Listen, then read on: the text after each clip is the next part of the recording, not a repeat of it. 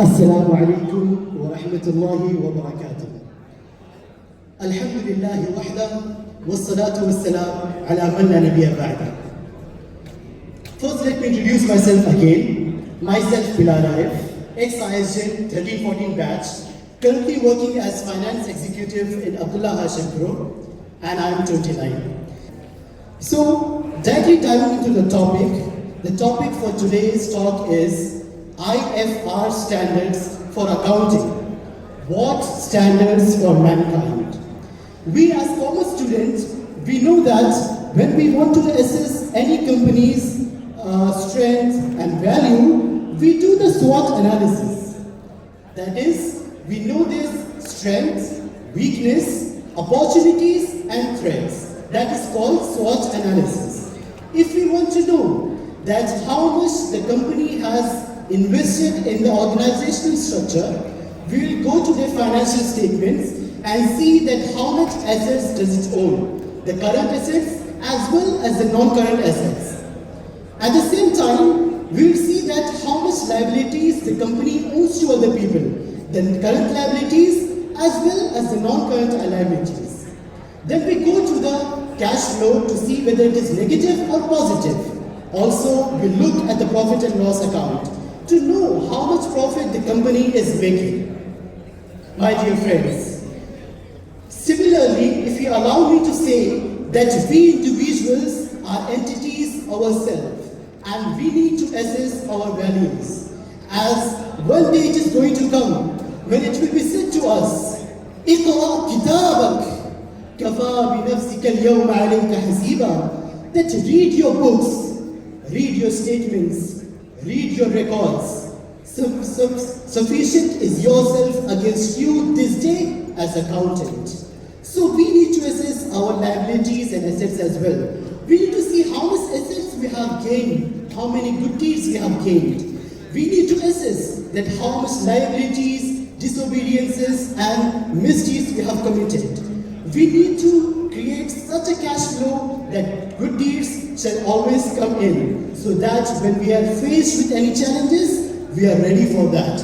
We need to see how much profit we are giving forward for the life which is going to come. And you guys are with me here. When we are preparing the financial statements, what standards do we use? Anyone from you? We use International Financial Reporting Standards, the IFRS. If we prepare our financial statements as per these standards, our financial statements are accepted and the government will grant us license for zakat. Similarly, there are other professions as well, like safety. For safety, there are NFPA and NIBOS certificates and standards. For engineering, we have Saudi Building Code. So if we do our projects as per these standards, our reports and our projects will be accepted. But if it is not according to these standards, it will be rejected. My dear brothers, let me ask you this, that if these companies and these professions have standards, do we humans should not have any standards? Yes, there are standards. And these standards are such great and of such importance. When the Sahaba of Prophet Muhammad sallallahu alaihi wasallam followed them, the world was brought to their feet. Puri dunya ko unki qadam mein la kar diya gaya. So, to know more about these standards, to know what is the description of these standards and the virtues of these standards, let me hand over the mic to Uncle Ali Jilani from here. Thank you very much.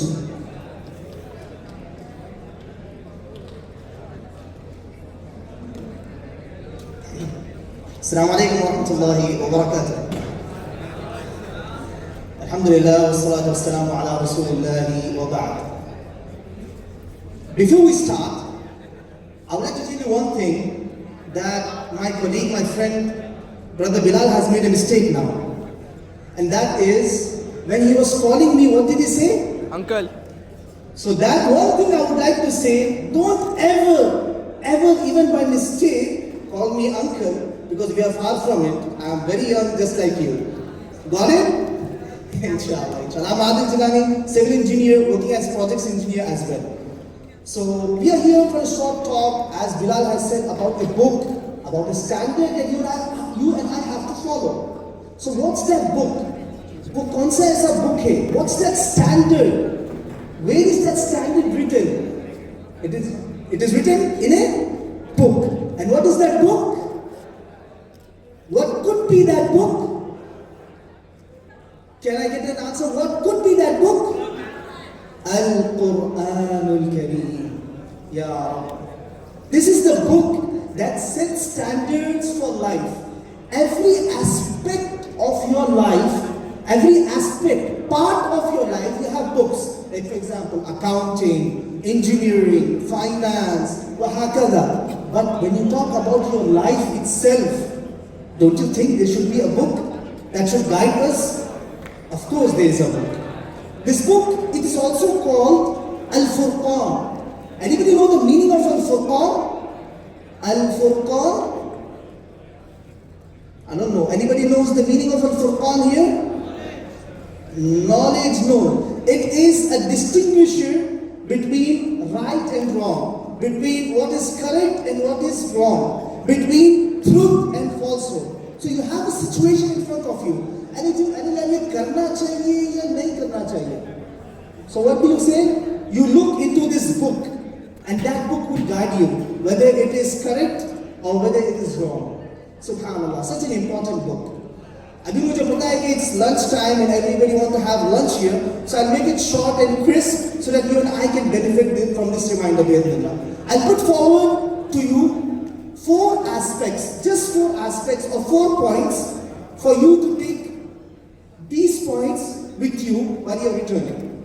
So aspect number 1, this book, jo kitab ke baare mein hum baat kar rahe hain, the book that we are talking about, how magnificent it is, how important it is, and how wonderful it is. It is said beautifully in the Quran in Surah Al-Hashr.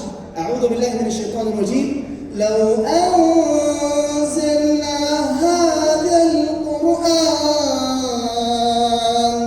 if we would have sent down the Quran على جبل, on a mountain, لرأيته خاشعا متصدعا من خشية الله, it would have been crumbled, humbled and crushed to pieces. Why? Because of the fear of Allah subhanahu wa ta'ala. So this is the book that we are talking about, the standards, its importance, how powerful and how heavy it is, subhanAllah. This is the first point I wanted to give, how wonderful this book is. Let us go to the second point. Quick question, is there a book or standard in the world, when you recite it, you get reward? ऐसे कोई किताब है? Like for example, the IFR standard or Saudi building codes or something. When you come to the corporate life, you'll come to know that there are many books as such. But do you get a reward when you recite this book? No. No. But what about Al-Quranul Kareem? It just does not give you rewards, but it multiplies it much more. Subhanallah. Let me just share with you the hadith. If you can share it in the slide as well. قال النبي صلى الله عليه وآله وسلم من قرأ حرفا من كتاب الله, whoever recites a letter from the Quran, from the book of Allah, فله به حسنة, he will get a hasana, والحسنة بعشر أمثالها, and a hasana is regarded as 10 rewards. So if a person is reciting Quran and a letter he is reciting, he gets 10 rewards. لا أقول ألف لام ميم حرف. The Prophet further says, ألف لام ميم is not a harf. لكن ألف حرف ولام حرف وميم حرف. But whereas ألف is a harf, lam is a harf, and mim is a harf. Subhanallah. If a person recites ألف لام this way, he gets 30 rewards. Subhanallah. And there is another hadith that says your reward can be multiplied from 10 to 700 times. Subhanallah. So just this 30 can be multiplied to 700, and you can go up to how much? Approximately 21,000 rewards. So aren't you building assets for this world and for the hereafter? Aren't these things that you and I should follow and you and I should ponder over? Subhanallah. Let's give a quick recap, a small activity. Anybody can recite the smallest surah of the Quran, smallest chapter of the Quran? Anybody wants to recite? Okay, you can come to stage. MashaAllah, barakallah feek.